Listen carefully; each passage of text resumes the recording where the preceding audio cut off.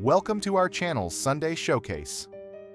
Today, we gather to honor the legendary wrestlers we've lost in recent and past few years. Their profound contributions to the world of wrestling continue to resonate with fans and inspire the next generation. In this video, we'll also share some somber news about Steve Austin, which has touched many hearts.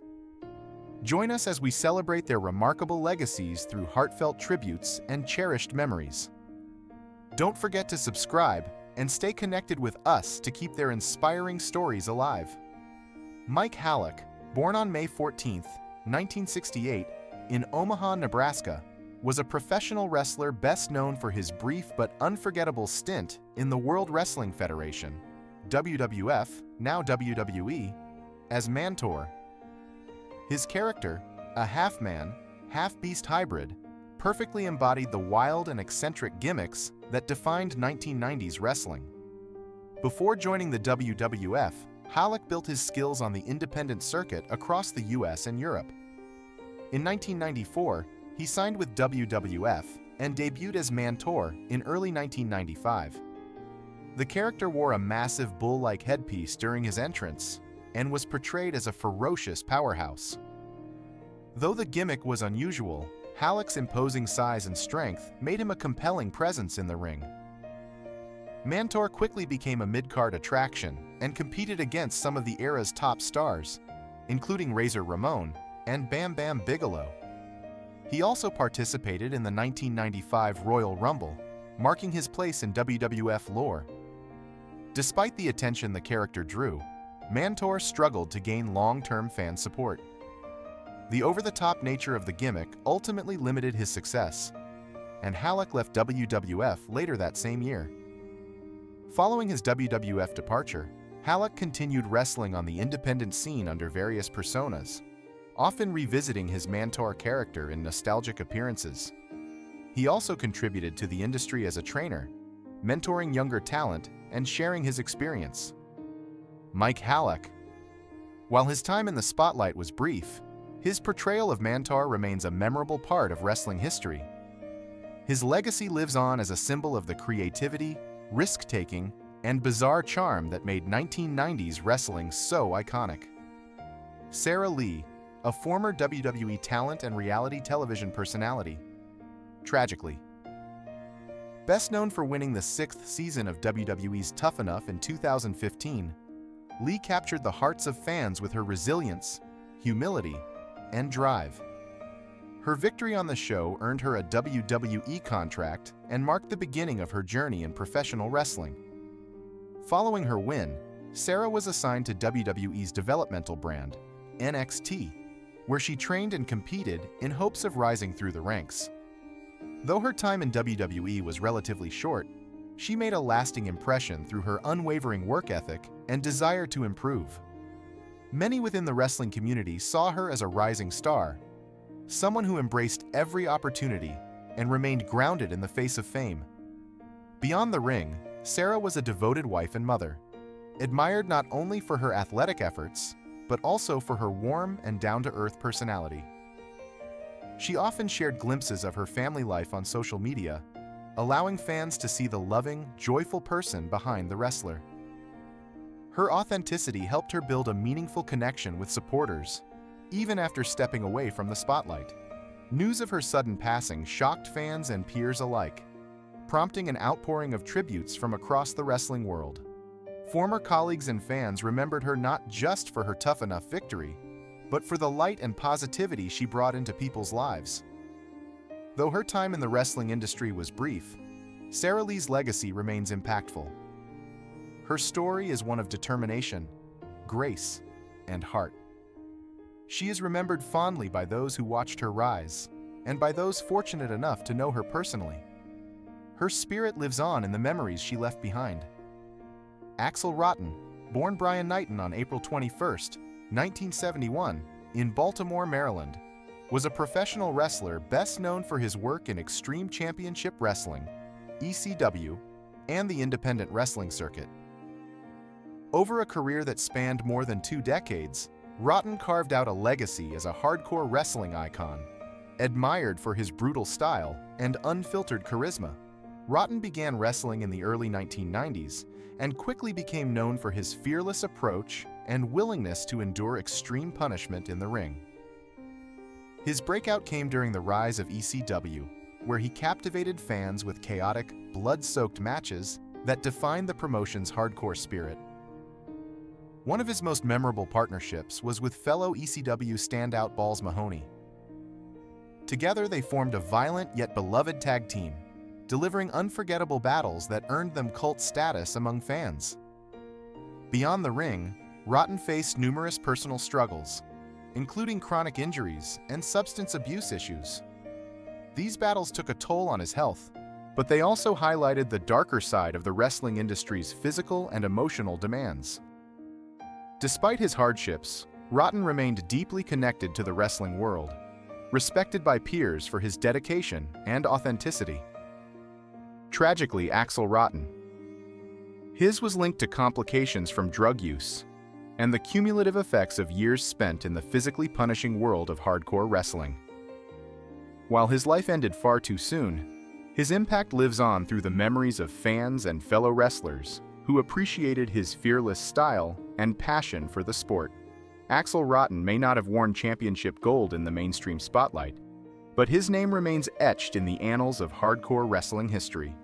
Dennis Stamp, born on December 6, 1946, in Brainerd, Minnesota, was an American professional wrestler and referee, best known for his contributions to the wrestling world during the 1970s and 1980s. His journey in combat sports began early when he won the 1965 Minnesota State High School Wrestling Championship in the 175-pound category, setting the stage for his future in the ring. Stamp made his professional wrestling debut in Thunder Bay, Ontario. His talent and drive quickly caught the attention of Verne Gagne's American Wrestling Association, AWA, where he earned the title of 1971 Rookie of the Year. He soon moved to the Tri-State Territory under Leroy McGuirk, where he teamed with Bull Belinsky to capture the NWA Tri-State Tag Team Championship in 1973. Later that same year, he reclaimed the titles with new partner Dewey Robertson. In 1974, Stamp transitioned to the NWA's Los Angeles territory, where he showcased his solo prowess by winning the television championship twice, once against Man Mountain Mike and again against Greg Valentine. By late 1975, he had joined All-Star Wrestling in Vancouver, where he teamed with Tiger Jeet Singh to win the Canadian Tag Team Championship.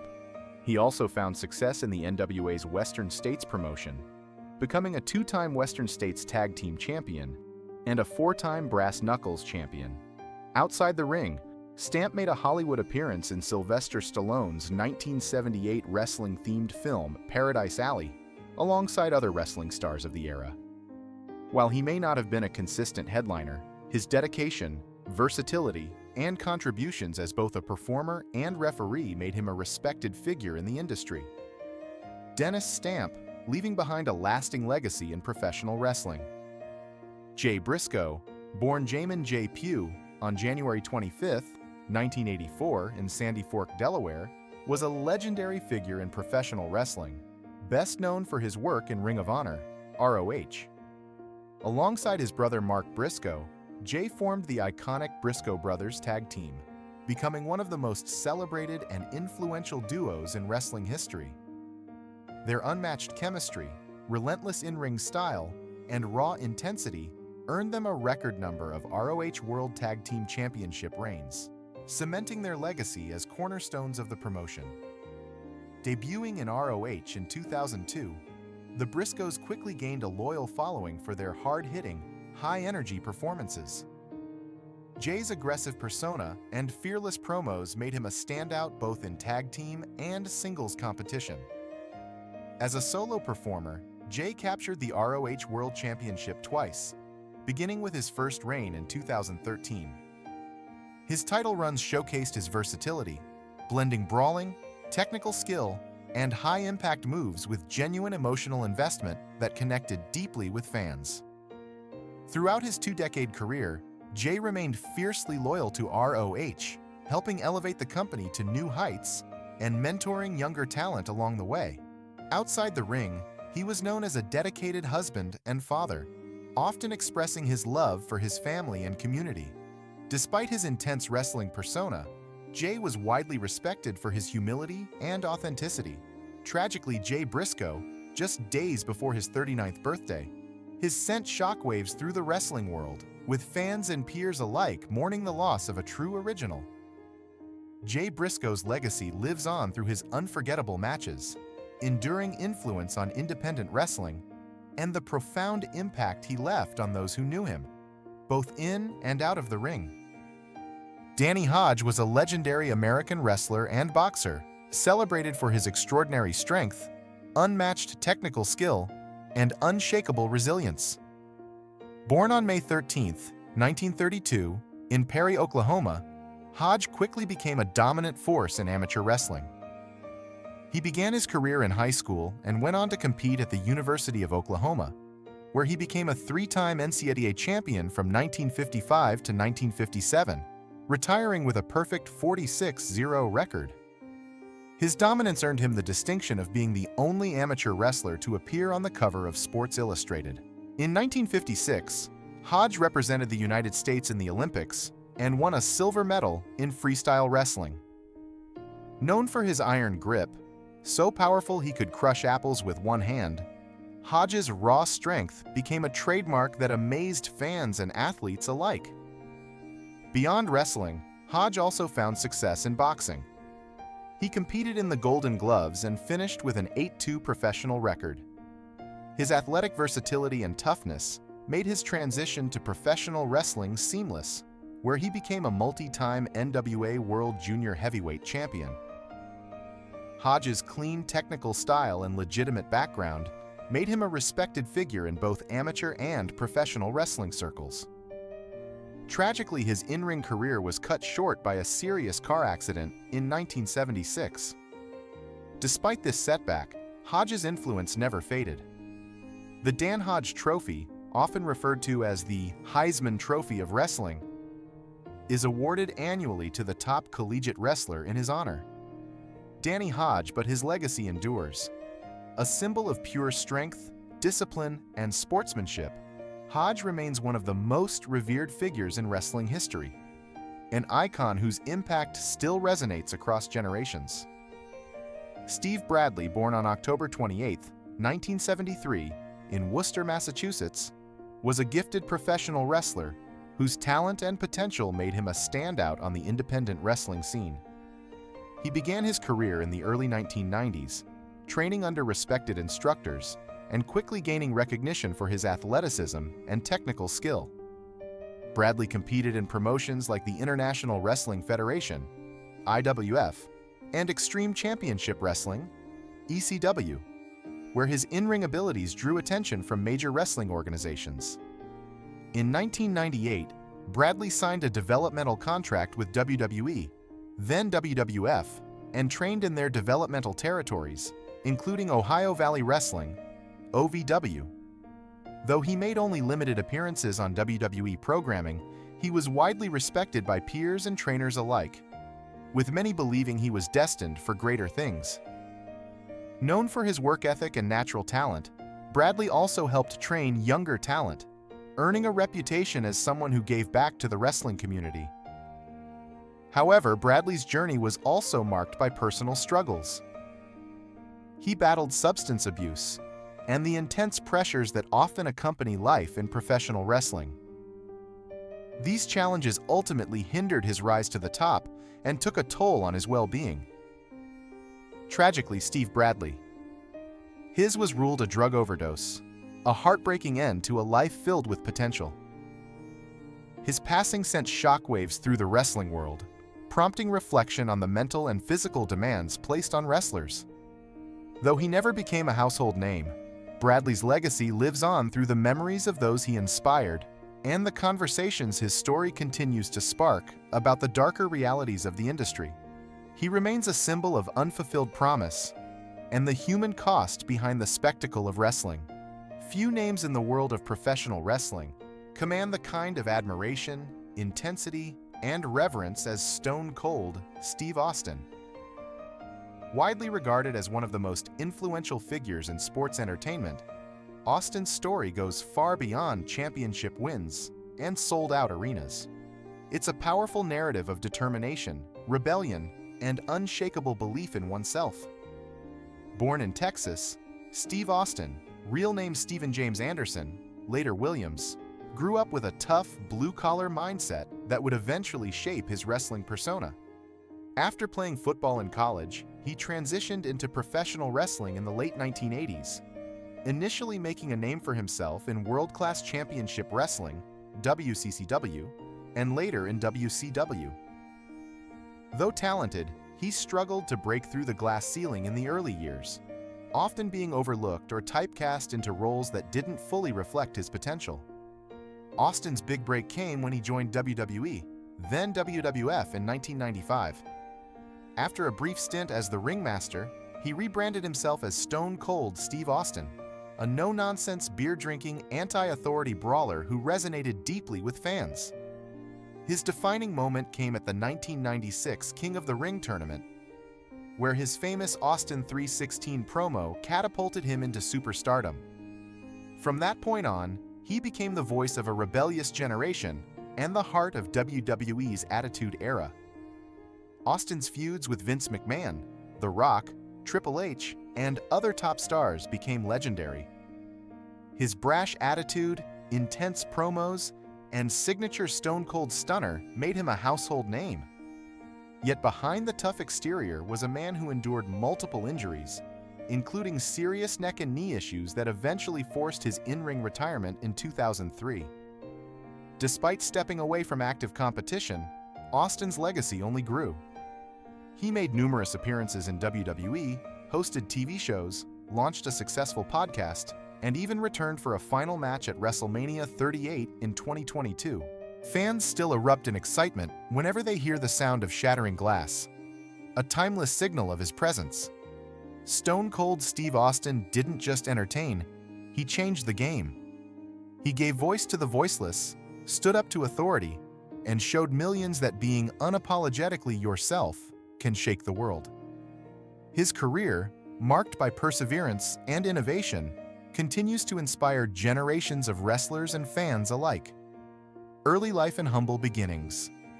Born Stephen James Anderson, later Stephen James Williams, on December 18, 1964, in Austin, Texas, Steve grew up in a modest household in Edna, a small town that mirrored the grit he would one day bring to the wrestling ring. Raised primarily by his mother Beverly after his parents divorced, Austin developed a strong work ethic early in life. He played football and other sports, channeling his competitiveness into academics and athletics. He attended the University of North Texas on a football scholarship, but his passion leaned toward professional wrestling. After seeing promotions on television and admiring stars like Dusty Rhodes and Ric Flair, Austin knew that his destiny lay between the ropes. In 1989, after completing college, he decided to pursue wrestling full-time. Training. Under Chris Adams, Austin's formal training came under the guidance of the legendary British wrestler Chris Adams at the Dallas Sportatorium. Though their relationship was rocky at times, Adams helped Austin grasp the fundamentals of in-ring performance and storytelling. Austin made his in-ring debut in 1990 with the United States Wrestling Association, USWA, wrestling under his real name before later adopting the moniker Steve Austin at the suggestion of a promoter who felt it sounded tougher. During his early years, Austin learned how to work a crowd and put on compelling matches, skills that would prove invaluable later in his career. Despite earning just $40 a match in those days, Austin remained committed. His perseverance led him to opportunities in major promotions like WCW, where his star would begin to rise. Stunning. Steve Austin in WCW World Championship Wrestling was Austin's first taste of national exposure. Rebranded as Stunning Steve Austin, he portrayed a cocky, arrogant heel, a stark contrast to the brash, beer-swilling brawler he would become. During his WCW tenure, Austin joined Paul Heyman's Dangerous Alliance and later formed the Hollywood Blondes tag team with Brian Pillman. The duo became a breakout act, winning the WCW Tag Team Championships and putting on stellar matches with other top-tier teams. Austin also claimed the WCW Television Championship and the WCW United States Championship, showcasing his technical abilities and growing confidence. Yet despite his success, WCW never saw Austin as a top-tier star. Frustrated with the promotion's direction, Austin was unceremoniously fired by Eric Bischoff in 1995 while recovering from an injury, via a FedEx letter no less. This would prove to be a pivotal turning point. The birth of Stone Cold Austin's next stop was Extreme Championship Wrestling, ECW, where Paul Heyman handed him a mic and let him vent his frustrations. Though he didn't wrestle much due to injury, Austin's scathing promos, including his impersonation of Hulk Hogan and critiques of WCW, showed he had something special. His charisma and authenticity resonated with fans and caught the attention of WWE. When Austin signed with WWE, then WWF in late 1995, he was initially saddled with the forgettable ringmaster gimmick and paired with manager Ted DiBiase. While his in-ring skill was apparent, the gimmick lacked personality. Frustrated, Austin began brainstorming character changes. After watching a documentary on serial killer Richard Kuklinski, nicknamed the Iceman, Austin pitched a cold, calculating persona. His wife at the time suggested he drink his tea before it turned stone cold. The name stuck, and a legend was born. Austin 316 and the rise of the anti-hero. Steve Austin's rise to superstardom in professional wrestling can be traced back to one pivotal moment: the 1996 King of the Ring tournament. After defeating Jake the Snake Roberts in the final match, Austin cut a promo that would not only define his career, but ignite a revolution in the wrestling world. Channeling the raw emotion and intensity that would come to symbolize his character, Austin stood before the camera and delivered the now iconic lines. "You sit there and you thump your Bible, and you say your prayers, and it didn't get you anywhere. Talk about your Psalms. Talk about John 3:16. Austin 3:16 says I just whipped your ass." The crowd's reaction was immediate and thunderous. Within days, Austin 3:16 signs flooded arenas, and merchandise bearing the phrase sold in record numbers. This wasn't just a catchphrase, it was a battle cry. Steve Austin had struck a chord with fans by rejecting the traditional good guy mold and instead embodying a raw, unapologetic, and rebellious persona. In doing so, he ushered in a new era, the Attitude Era. Austin's appeal went far beyond his wrestling skill. He was loud, defiant, and confrontational. He didn't pander to the crowd or play by the rules. He flipped the middle finger to authority figures, stunned his bosses, most notably Vince McMahon, and smashed beer cans together in celebration atop the turnbuckles. Fans loved it. In an age where audiences were beginning to crave more mature, edgy content, Austin delivered exactly that. He didn't try to be a hero, he became an anti-hero, and in doing so, he became a hero for millions. What made Austin even more compelling was his authenticity. His blue-collar persona wasn't an act. It reflected the man himself. That relatability, combined with his undeniable charisma and fearless mic work, made him one of the most influential and beloved figures in wrestling history. Feuding with Vince McMahon and the Attitude Era. No feud in wrestling history has been as iconic or profitable as the one between Steve Austin and WWE Chairman Vince McMahon.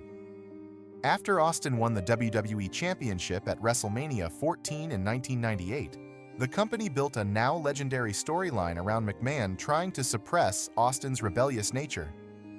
The perfect villain versus anti-hero dynamic played out weekly on national television. Austin and McMahon's war was filled with unforgettable moments. Austin driving a beer truck into the arena, attacking Vince in a hospital with a bedpan, and constant stunners delivered with zero warning. This feud defined WWE's Attitude Era, helping the company win the ratings war against WCW and re-establish its dominance in professional wrestling. The Attitude Era was raw, controversial, and unfiltered, and Austin was its heartbeat. Championship reigns and legendary feuds. During his legendary WWE career, Stone Cold Steve Austin became one of the most decorated and revered superstars in professional wrestling history. His accolades include 6 WWE championships, 2 Intercontinental Championships, and 4 Tag Team Championships. But beyond the titles and achievements, it was his unmatched charisma, intense rivalries, and iconic promos that elevated him to near-mythical status. One of the most defining aspects of Austin's career was his intense in-ring storytelling. He wasn't just a fierce competitor, he was a master at crafting compelling narratives through physicality, emotion, and psychology. His wrestling style, brash, aggressive, and unrelenting, perfectly complemented his rebellious anti-hero persona. Every feud he engaged in felt personal, and every match carried high stakes that kept fans emotionally invested. Among his most celebrated rivalries was his trilogy with Dwayne "The Rock" Johnson. Their clashes at WrestleMania 15, X7, and 19 are widely regarded as some of the greatest matches in WrestleMania history. Each encounter told a different story, evolving with their characters and reflecting their real-life journeys as top WWE superstars. WrestleMania X7, in particular, remains a fan favorite, not only for the in-ring action, but for its emotional depth and shocking conclusion. Austin's career was also defined by classic confrontations with legends such as Triple H, The Undertaker, Kurt Angle, and Bret "Hitman" Hart. His rivalry with Bret Hart, especially their submission match at WrestleMania 13, marked a turning point in Austin's character. In that match, Austin famously passed out from blood loss rather than submit to Hart's sharpshooter, cementing his transition from a villainous heel to a beloved anti-hero in the eyes of fans. That moment became a cornerstone of the Attitude Era and is still hailed as one of the most powerful visual moments in wrestling history. Ultimately, Steve Austin wasn't just a champion, he was a cultural force. Career-ending injuries and retirement. Despite being one of the most popular and influential figures in professional wrestling history, Stone Cold Steve Austin's in-ring career came to a premature end due to a series of severe injuries, most notably, a life-altering neck injury that changed the course of his career forever. The turning point occurred on August 3, 1997, during WWE's SummerSlam pay-per-view. Austin was facing Owen Hart for the Intercontinental Championship. In a key moment of the match, Hart executed a sit-down piledriver, a maneuver that requires intense precision and cooperation between both wrestlers. Unfortunately, the move went horribly wrong. Austin's head was positioned too low, and when Hart dropped down, Austin's neck absorbed the full impact. The result was devastating. Austin was temporarily paralyzed in the ring. Though he regained feeling in his limbs minutes later and miraculously managed to finish the match with a weak roll-up pin, the damage was already done. The injury caused significant trauma to his neck and spine, including spinal stenosis and herniated discs. Medical professionals warned Austin that continuing to wrestle posed a serious risk to his long-term health and even his ability to walk. Nevertheless, Austin was determined to continue his career. He returned to WWE programming after a brief absence, adjusting his in-ring style to rely more on brawling and less on technical wrestling. This change not only protected his body, but also complemented his rebellious Texas Rattlesnake persona, which resonated deeply with fans. His fearless promos, beer-soaked celebrations, and feuds with authority figures like Vince McMahon made him the face of WWE's Attitude Era. Despite his passion and drive, the physical toll caught up with him. Austin's neck condition continued to deteriorate, and he also dealt with knee injuries and other lingering issues. Ultimately, he made the difficult decision to retire from in-ring competition. Austin's final official match took place at WrestleMania 19 on March 30, 2003, where he faced off against longtime rival and friend, The Rock. It was a fitting finale for his storied career. Two of the biggest stars of their era battling it out on the grandest stage of them all. Though Austin lost the match, the moment symbolized something greater, the end of an era. Fans around the world recognized the significance of the match, not just as another chapter in their rivalry, but as the last time they'd see Austin compete in the ring in a traditional match. While he has since made sporadic appearances, including a surprise return for one final match at WrestleMania 38 in 2022, Austin's full-time in-ring career was defined by intensity, resilience, and a passion that never wavered, even when his body did. His early retirement due to injury only added to the legend of Stone Cold, reminding fans that he gave everything he had, until he simply couldn't anymore.